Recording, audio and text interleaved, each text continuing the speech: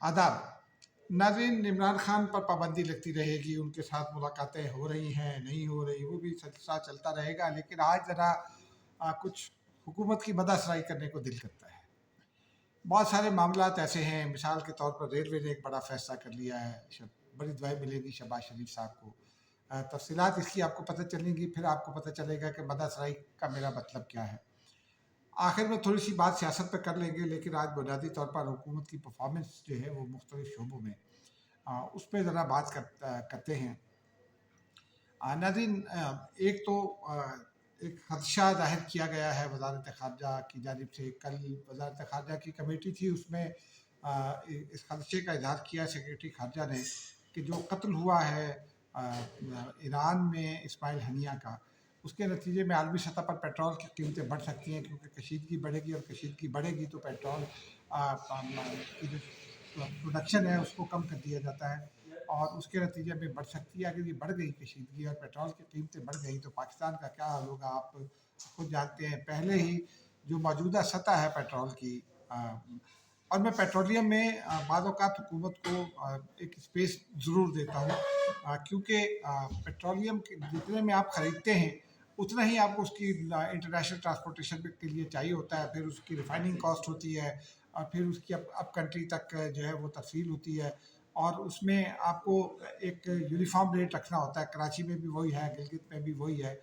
लेकिन सिर्फ एक पहलू इसका तो ये है, लेकिन दूसरा पहलू ये है कि पेट्रोल के की 36 बाई प्रोडक्ट्स होती हैं और उन 36 बाई प्रोडक्ट्स में कोई 22 किस्म के टैक्स भी हैं।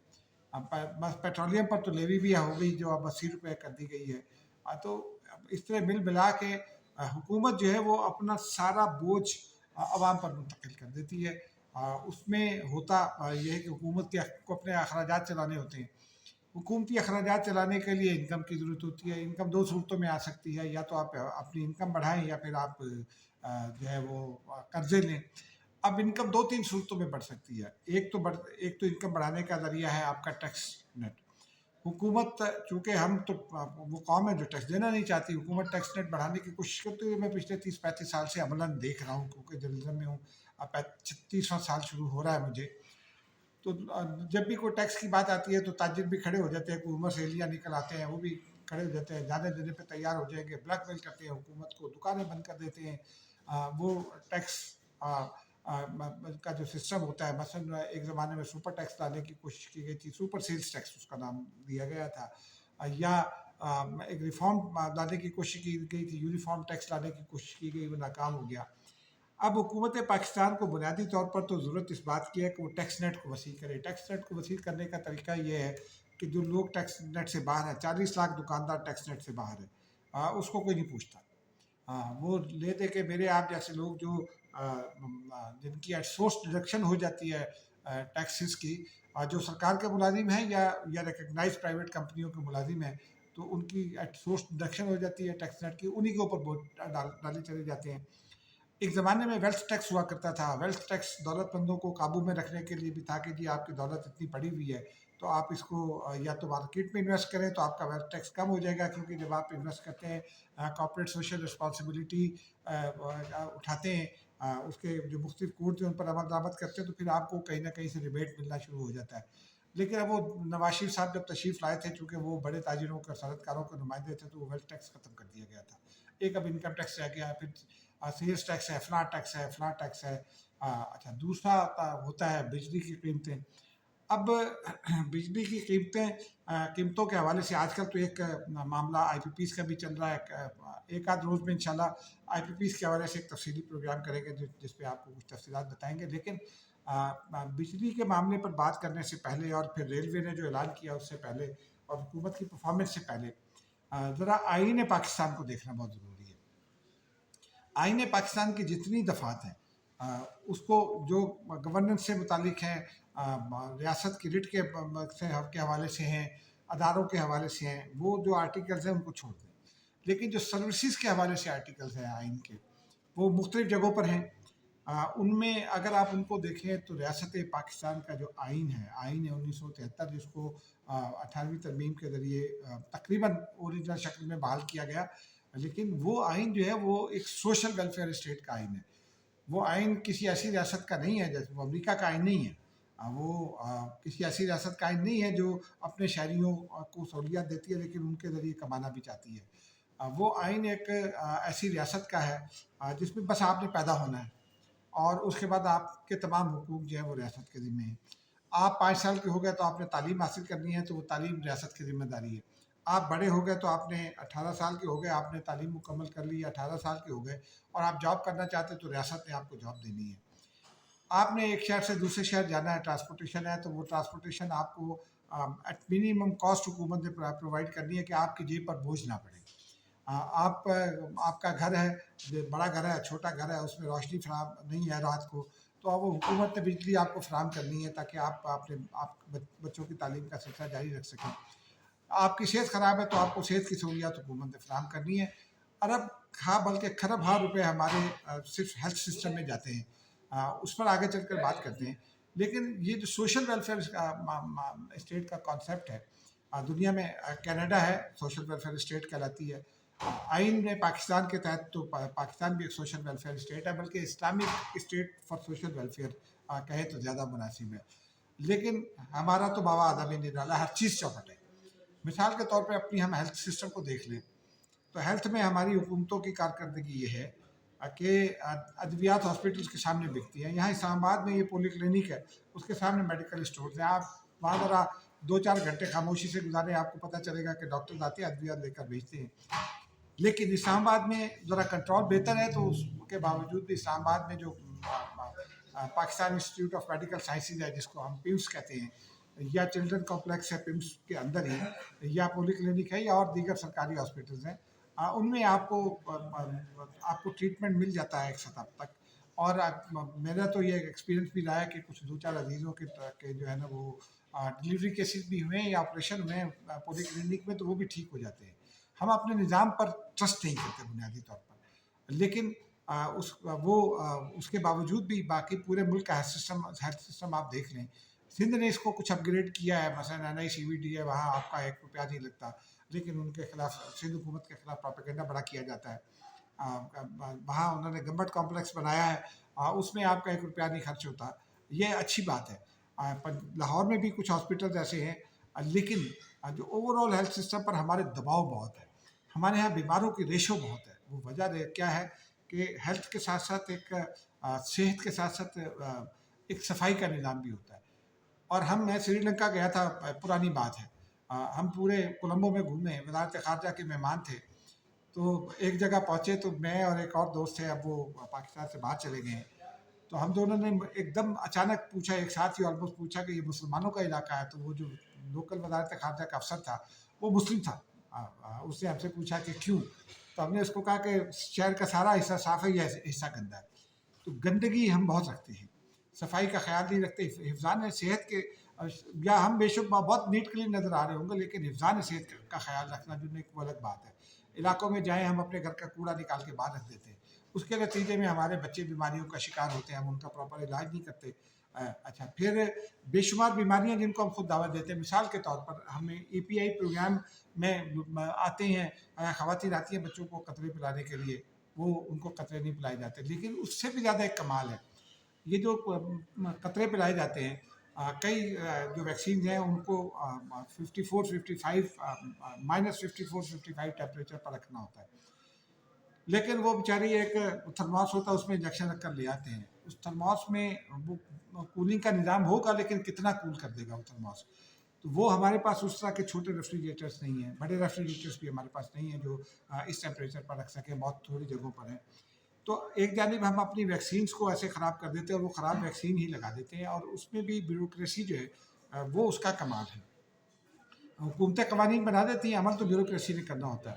تو ہمارے ہیلتھ سسٹم میں بگاڑ بہت ہے، اور وہ کرمنالٹی کی حد تک بگاڑ ہے، اور اس میں آدھا حصہ تو بیوروکریسی کا، آپ بلکہ آسانی سے کہتے ہیں کہ 70% حصہ بیوروکریسی کا ہے، باقی عوام پورا کر دیتی ہے۔ حکومت کو بھی شامل کر لیں، کچھ سیاستدانوں کو بھی شامل کر لیں، کرپشن بہت ہوتی ہے۔ EPI کے پروگرام میں جو ہے نا وہ 30 کروڑ روپے کئی لوگ کرپشن کر کے کما جاتے ہیں، کئی کیسز ہوئے اسلام آباد میں۔ ہیلتھ کے نظام میں بڑا پیسہ ہے، بہت کرپشن بہت ہے، اور کرپشن انسٹیٹیوشنلائز ہے۔ مثال کے طور پہ آپ انڈیا میں دوا لیں، रॉन्ग डायग्नोस्टिक इंडिया में क्राइम है, बांग्लादेश में भी क्राइम है। आपको अच्छा दवा भी हाइपोटेंसी की नहीं मिलेगी आपको यहाँ। अच्छा फिर आपको इंडिया का जो है वो आपको जेनेरिक नाम लिखने के साथ साथ वो जो उसका मेडिकल नाम होता है, ओरिजिनल नेम होता है जो तिब्बी नाम, वो भी लिखता है दवा का, ताकि जो माफ़ कीजिएगा जेनेरिक नाम लिखता है वो कंपनी का, वो ब्रांडेड नाम के बजाय वो आपको लिख कर देते हैं, तो आपको अंदाजा हो। फिर आप डॉक्टर से ये पूछ सकते हैं कि भाई ये दवा किस लिए लिखी है। हमारे यहाँ कॉर्टिजोन्स दे देते हैं, वो ख़राब करते हैं। हमारे स्टेरॉइड्स दे देते हैं ताकत के नाम पर, वो आपको ऐसी बीमारियों में मुब्तला कर देते हैं। तो ये पूरा एक सिस्टम है जो ये एक बड़ा माफिया भी है, इसको तोड़ना पड़ेगा। अब आ जाइए ज़रा एजुकेशन के जाने, वहाँ भी आपको पता है कि हुकूमत पाकिस्तान ने एजुकेशन को कामयाब लिया था तो बड़ी गालियाँ पड़ी और टीचर्स ने पढ़ाना ही बंद कर दिया। उसका नतीजा ये हुआ कि ज़ियाउल हक साहब तशरीफ़ लाए, वो माशरे के मुख्तलिफ बाज़ तबक़ात को खुश रखना चाहते थे, उन्होंने फिर प्राइवेट स्कूलों की इजाज़त दे दी। आज वो प्राइवेट स्कूल जो है वो बड़ी बड़ी दुकानें बन गए हैं, वो 6-6 महीने की फ़ीसें एडवांस लेते हैं। हालांकि आपका जो कॉन्स्टिट्यूशन है वो किसी भी ऐसी सर्विस के लिए एडवांस फ़ीस लेने की ममानियत करता है। अब आ जाते हैं ज़रा, और एजुकेशन का निज़ाम आप देख लें कि हमारे यहाँ हम पढ़े लिखे क्लर्क पैदा करते हैं, वो उसमें भी आवे कावा बिगड़ा हुआ है, उसमें भी ब्यूरोक्रेसी भी शामिल है, बाज़ जगहों पर हुकूमत खुद भी शामिल होती है, हम और ये माफियात भी शामिल हैं। अब रेलवे ने क्या किया जी, जिसकी वजह से मैंने वो अर्ज़ की थी कि जी बड़ा काम, बड़ी दुआएं मिलेंगी शहबाज शरीफ को, बदासराई करनी है हुकूमत। आज उन्होंने किराए में पूरे 50 रुपये की कमी कर दी है इकॉनमी के किराए में। यानी आप लाहौर से कराची जाना चाहते हैं इकॉनमी में, या आप इस्लामाबाद से कराची जाना चाहते हैं, रावलपिंडी से जाना चाहते हैं कराची, इकॉनमी का किराया, जो किराया एग्जिस्टिंग है उसमें आपने इकॉनमी में 50 रुपये कम दे रहे, पूरे 50 रुपये कम। भाई इसका क्या फ़ायदा। अच्छा फिर एसी क्लास जो है, या वो लोअर एसी है, और फिर एयर कंडीशन क्लास है, उसमें 100 रुपये, और एयर कंडीशन में जिसमें कूपे दस्तियाब होते हैं वो आपने 150 रुपये कम कर दिए। ये आपकी परफॉर्मेंस है हुकूमतों की, और फिर हुकूमतें ये कहती हैं कि जनाब हम आवाम की बड़ी खिदमत कर रहे हैं। आपने आवाम की खिदमत के से आंखें बंद कर रखी हैं। आइन में कोई इशू नहीं है, कानून में कोई इशू नहीं है, इशू इम्प्लीमेंटेशन में है। इम्प्लीमेंटेशन में वो जो माफिया नेक्सस है, उस नेक्सस में हमारी आवाम तो जो रोल प्ले करते ही हैं अपनी बेवकूफ़ियों की वजह से या अपनी लालच की वजह से, लेकिन वो जो नेक्सस है करप्शन का, उस नेक्सस को तोड़े बगैर यहाँ छोटे छोटे डॉक्टर्स जो हैं वो कंपनियों से वो अपने लेटर हेड छपाते हैं, उनको कंपनियां दवाएं अद्वियात मुफ्त देती हैं, वो मरीज़ों से हज़ार रुपए ले लेते हैं, कंपनियां उनको दवाएं मरीज़ों को देने के लिए मुफ्त फराहम करती हैं, उनके बैरून मुल्क दौरों का बंदोबस्त करती हैं, उनके लिए और बहुत कुछ करती हैं, बहुत सारे नाजेबा हरकत भी करती हैं। तो यही आलम स्कूल एजुकेशन का है कि सरकारी टूर्स लगवाते हैं, यही हाल बहुत सारे और सेक्टर्स का है। तो आपकी रियासत तो है वो सोशल वेलफेयर स्टेट है, लेकिन हुकूमत माशाल्लाह ये है, पब्लिक ट्रांसपोर्ट में हुकूमत का ये फ़र्ज़ है। और आईन पाकिस्तान के तहत कोई भी रियासती अदारा वो कमाऊ पूत नहीं हो सकता। आपने बिजली देनी है तो आपने बिजली के इतने पैसे कमाने हैं कि आपके अखराजात निकल जाए, लेकिन आपने बिजली कंपनियों का हाल बिगाड़ दिया करप्शन की वजह से। आप मंसूबे नहीं बना सके। कालाबाग डैम ठीक है, वो एक मुताद मंसूबा था, मैं भी उसको समझता हूँ कि वो पाकिस्तान के मफाद में नहीं है, क्योंकि उसमें बहुत सारे ख़तरात हैं। लेकिन हम बचपन से सुन रहे हैं भाषा डैम का नाम, दासू का नाम, मेरा ख्याल है को 25 साल हो गए मुझे सुनते हुए, आज तक कंप्लीट हो जाने चाहिए थे। और जो प्रोजेक्ट्स हैं, या आईपीपीज़ को हमने इनवाइट किया तो उसके बाद आईपीपीज़ में जो कुछ भी खुल खेला जा रहा है, ये भी एक कोई अचंभे की बात नहीं है। तो इन चीज़ों को एड्रेस करना हुकूमतों की जिम्मेदारी है। ये नेक्सस तोड़ना जो है इसमें बड़ी ज़रूरत है। लेकिन हमारी अदलिया भी, माफ़ कीजिएगा, मैं मतलब अदलिया भी इस सारे पार्ट ऑफ द प्रॉब्लम है, पार्ट ऑफ द क्रिमिनलिटी है, क्योंकि जजेस जो है वो बहुत सारे जजेस पर इल्ज़ाम जिनको करप्शन में निकाला जाता है, क्यों निकाला जाता है। फिर अदलिया में कोई लाहौरी ग्रुप है, ब्यूरोक्रेसी में कोई फलां ग्रुप है, कोई फलां ग्रुप है। ये ग्रुप्स तो जब तक नहीं तोड़े जाएंगे, ये नहीं तोड़े जाएंगे, उस वक्त तक मामला बेहतर नहीं होंगे। आप अगर आवाम को रिलीफ देना चाहते हैं तो आप टैक्स नेट को बढ़ाइए। वो चोर उचक्का जो 500 अरब रुपए कमा लेता है, या 5 अरब रुपए फर्ज कीजिए कमा लेता है साल में मुनाफे के, उसका आप 50 करोड़ रुपए क्यों नहीं टैक्स नेट पे ला सकते। अगर इस तरह लोगों को पकड़ेंगे, इस तरह लोगों को आइडेंटिफाई करके उनसे टैक्स वसूल करेंगे, तो आपकी रियासत मजबूत होगी। तीसरा आपका दूसरा तरीका ये है, तीसरा तरीका कि आप अपनी एक्सपोर्ट्स बढ़ाएं। آپ اپنی ایکسپورٹس بڑھانے پر توجہ نہیں دیتے. ایک غیر ملکی ایگریکلچر سائنسدان سے میری ملاقات ہوئی تھی، خاتون تھی. وہ یہ کہتی تھی کہ پاکستانی آج تک 4 فصلوں سے باہر ہی نہیں نکلے، 2 فصلوں سے باہر ہی نہیں نکلے. دنیا سال میں 4 فصلیں، کہیں 5 فصلیں اٹھا رہے ہیں. اور پھر ہماری کراپ بھی جو مستقل ہے، کیش کراپس ہم بہت اٹھاتے ہیں. ہم فوڈ اپنے ملک کو فوڈ ساورینٹی اور فوڈ سیکیورٹی کے ایشو سے دوچار کر رہے ہیں، کیونکہ ہم گندم اب کم اگا رہے ہیں، گنا زیادہ اگاتے ہیں. ہم جو ہے وہ چارہ کم اگاتے ہیں. ہم ایسی فصلیں زیادہ اگاتے ہیں جو آپ کو فوراً کیش دے دیں. تو ان چیزوں کو ذرا دیکھنا ہوگا، اور جب تک یہ نیکسس نہیں ٹوٹے گا، اس نیکسس کو توڑنے کے لیے عوامی سطح پر ایک تحریک کا منظم ہونا بہت ضروری ہے. لیکن وہ کون کرے گا؟ مفادات تو سب کے ہیں.